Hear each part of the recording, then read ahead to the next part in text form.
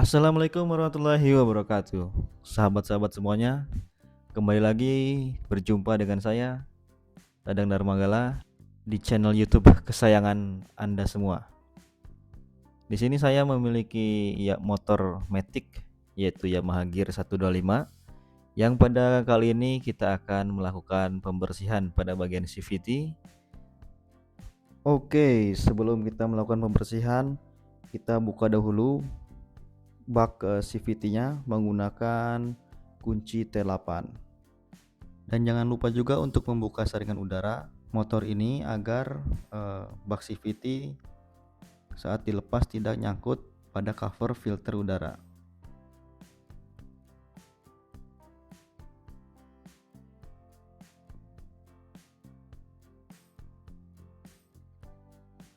Kita lanjut lagi, kita lepaskan mur pada bagian mangkok ganda pada puli bagian belakang menggunakan impact ya, dan dilanjutkan dengan membuka rumah roller menggunakan impact juga. Nah, dengan menggunakan impact ini saya tidak perlu lagi menggunakan bantuan tracker ya, karena sudah bisa langsung teratasi kalau menggunakan impact. Kemudian lepas semua bagian CVT mulai dari puli primer dan puli sekunder, yaitu termasuk melepaskan rumah kopling ya, kemudian rumah roller dan juga V-belt. Cek semua kondisi bagian-bagian komponen CVT, apakah ada kerusakan atau komponen itu harus dibersihkan, cukup dibersihkan saja atau juga perlu dilakukan pergantian, mulai dari mengecek roller, rumah roller, kemudian V-belt ya, dan juga kampas ganda dan mangkok ganda di bagian perkoplingan.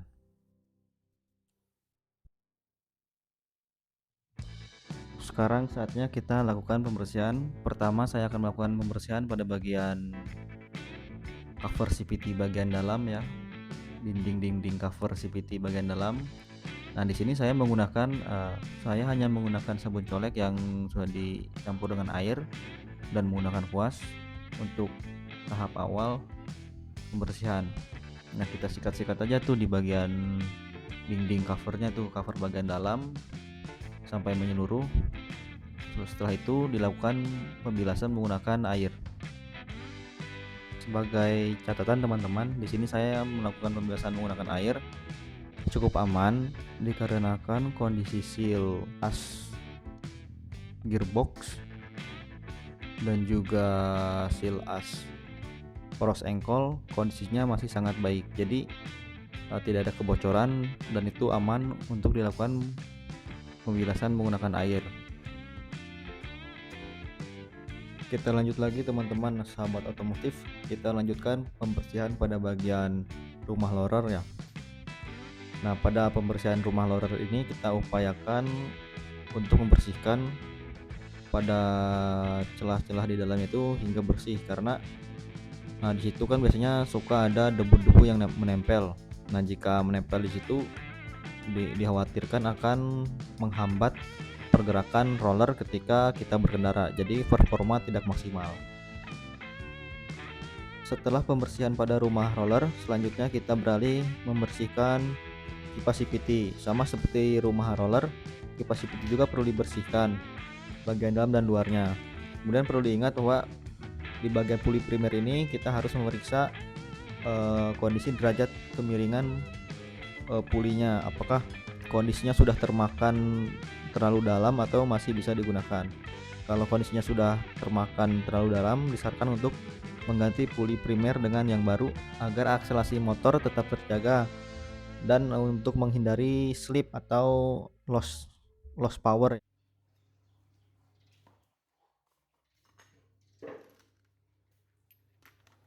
Bisa dilihat teman-teman kondisi dari puli sekunder ya, yang di sini ada kampas ganda dan puli geser yang di dalamnya ada pernya atau spring ya.